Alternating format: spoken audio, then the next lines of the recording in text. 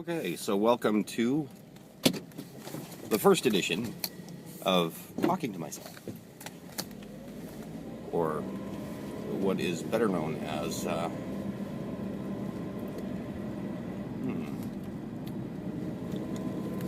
kind of cool. Let's move you like there. Okay. What is also better known as Deep Thought. So my deep thought of today is talking about happiness and why we don't do it. Oh, you get to see my arm turn the car. So I'm driving while I'm taking this. I'm sure that there's going to be people out there, oh, you're going to be in danger. No, because I'm paying attention to my driving, I am also talking. So, happiness. Why don't we want it? You know, I ask that question, people go, well, I want happiness. Well, no you don't, because your actions are not bringing you what you want, right? If your actions were bringing you what you want, you wouldn't be longing for it. So if you're longing for happiness, and there's a part of you that feels like you're sad all the time, which, you know, quite literally, lots of us do, then you're not happy. You're not happy as much as you would like to be. Why can't we be happy all the time? All of this stuff. Well, we're taught not to be happy all the time. We are taught that we lack stuff, that we lack everything. Our parents taught us, our parents' parents taught us. You know, I mean, it comes from that wonderful nice,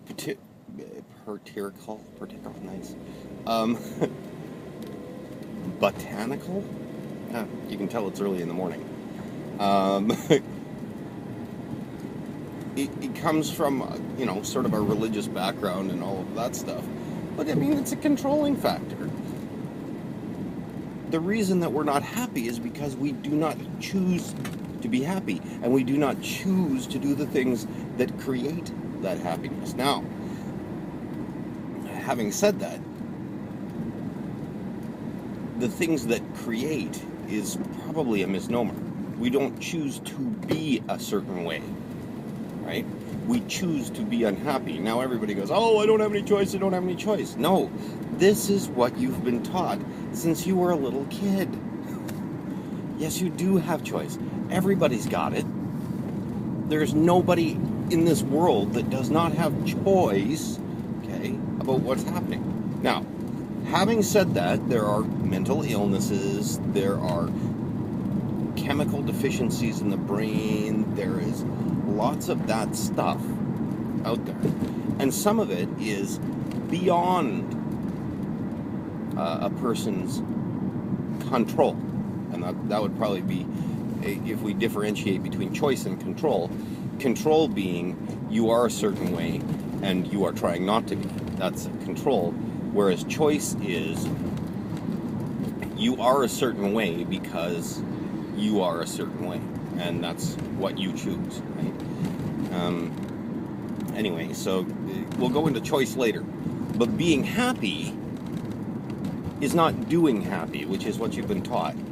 Doing happy is, if I do this, this will happen, right? If I do this, if I just do this. Now, karma is another kind of doing happy that we... that way, if I do all this good stuff, then I'm going to get good stuff later. Well, karma is an investment strategy, and I don't think it works. You know, or if it does, then, you know, I haven't seen it. I mean, it's not, how to put this? It's not what you think it is. I think that people get caught up in, oh, well, if I only do this, then I'll get this. You know, or I'm doing karma for later. You know, it's like it's a brownie point system. There is no brownie point system. There is no karma as you know it. Okay? And yet, the concept is a correct concept.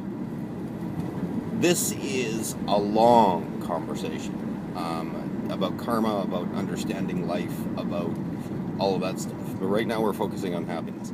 So, everybody takes a look at happiness as something that they do that creates a sensation. And I have to say that that is a misnomer. That's what we've been taught when we were kids. Well, and our experience is that it as well. We go out, we do this, or we play this game and we get the endorphin rush and it's like, oh, what it does is it creates excitement. It creates a hormonal endorphin rush that, psychs us out and creates this feeling of contentment and joy, right? So it's no wonder that people get addicted to, sports and all of that stuff, because the endorphin rush is always there. The thing about that kind of happiness, or this happiness that we've experienced, is it's really short-lived, right? Once the endorphin rush is gone, you either have to keep it going or it will eventually fall away. If you're like a generally happy person, you can actually keep it going longer than other people. But that's a state of being, not a state of doing. So here we are, our parents have taught us that being happy not only is what you want and what you lack, because by telling somebody that they don't have this capability, they're telling them that they lack it. And the truth is you lack nothing on the emotional plane, but you don't have access to it because you've been taught that you don't have it. Anyway, moving ahead, of course. So here we are with this endorphin rush happiness that we call happiness, and that's our experience. We go out, we do something, it fills us with joy or endorphins, or even if it's helping orphans. It's like, I got this big rush from helping orphans, and so you go out and help orphans, right?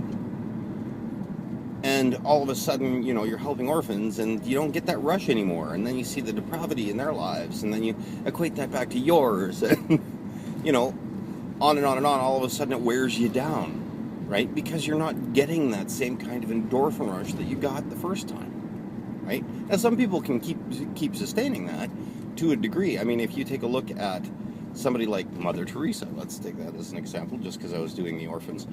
She found a deep meaning in being able to give from herself. She found that part of her that understood that what she was doing was exactly what she wanted to be. And so every time she did it, she got happiness, because she was completely and utterly in choice about what it was she was doing, and understood that that is truly who she wanted to be. Now, how she did that, I couldn't tell you. Her faith in God and stuff like that probably had a lot to do with it. But each person gets to that stage by themselves. And so, I mean, but for most people, the reason that the happiness stops, the reason that is because the endorphins stop eventually, or you need more endorphins. It's just like any kind of addict stuff. You need more to produce the same type of feeling, and you just keep going and going, and you need your happiness fix, right? And so eventually it wears off, because you're looking at what you're doing as some kind of investment. Now, it's not an investment. Again, we're talking the same thing about karma. We're talking the same thing about everything, right? It is not an investment. And if you do this doesn't happen. We take a look at happiness like we take a look at the difference between quantum physics and classical physics. Classical physics is the chunky stuff. That's the stuff that we do right here. When I hit this, the physical force produces waves of other force, and and it's predictable. When I do this will happen. And quantum physics is physics of possibilities. It's minor particle physics, which is not so chunky. It's not so predictable, right? It's based on what is called possibilities. So you have an 80% chance here and 20% chance that, if the electron is going to be here, a 20% chance that it's going to be there. So you've got more chance that it's going to be here, but it sometimes isn't, right? So it's way less predictable. Well, the same thing happens with happiness. Happiness is not a classical physics area, but we treat it as if it is. If I do this, this will happen, okay? And emotions, which is where in the realm of where happiness sits, don't work like that. You cannot predictably say, I invest this, and therefore I shall get this back. Not only does it not work emotionally, but it doesn't work with other people, okay? And we'll get into that later. So anyway, here we are in the realm of happiness, not classical physics. Now, happiness is a realm of possibilities. What happens is you go and you do those things, not because they make you happy, not because they produce something for you. You go and do those things because that is who you want to be. Because that person is what you wish to be every day. Now, in order to be that, you must have dedication. It's just like training for anything. If you are an Olympic athlete, if you are an athlete of any sort, if you go out and play badminton, if you go out and play ping pong, if you go out and play, I'm just using stuff that I do.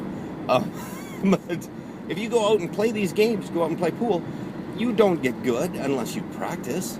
And you don't get good unless you repeat those actions over and over and over and over and over. Okay? One of the reasons that I talk like this is because I'm repeating those actions over and over and over and over again. Because this is who I want to be, not anybody else. I don't want to be the guy in the car next to me. I want to be me. I want to be me right here talking to you, which is basically talking to me.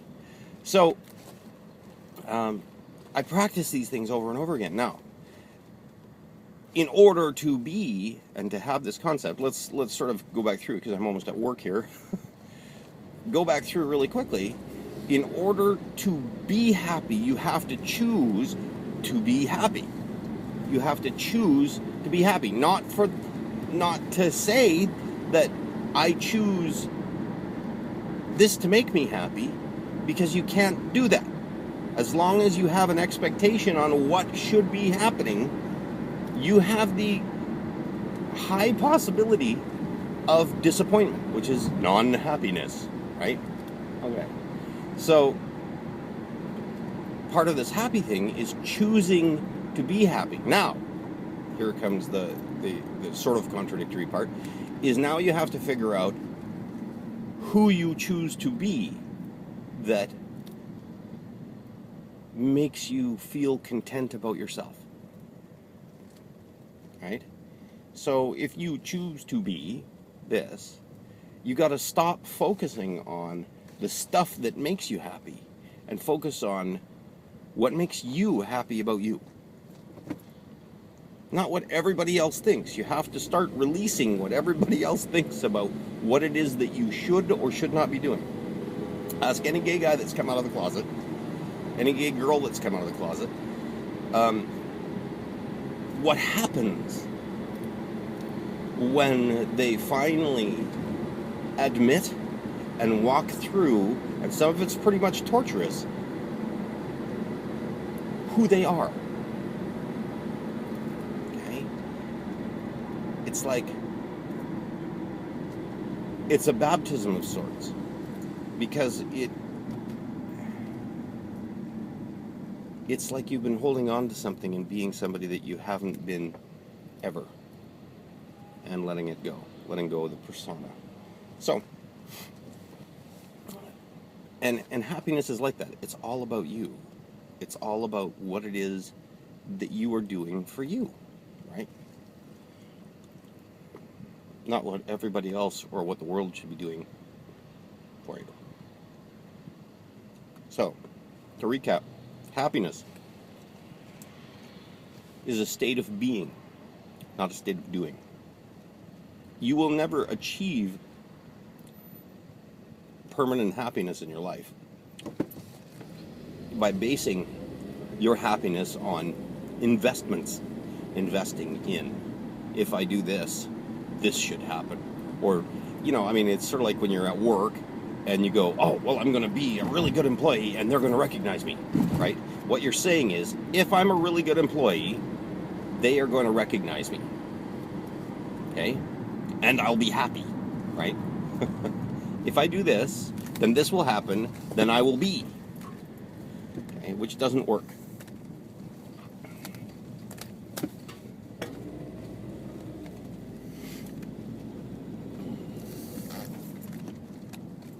If only I did this, then they will do this. And you cannot rely on anybody else to do or be anything but who and what they are. And most people, pretty selfish, pretty self-centered, no. Anyway, we'll continue this later. Thanks for watching.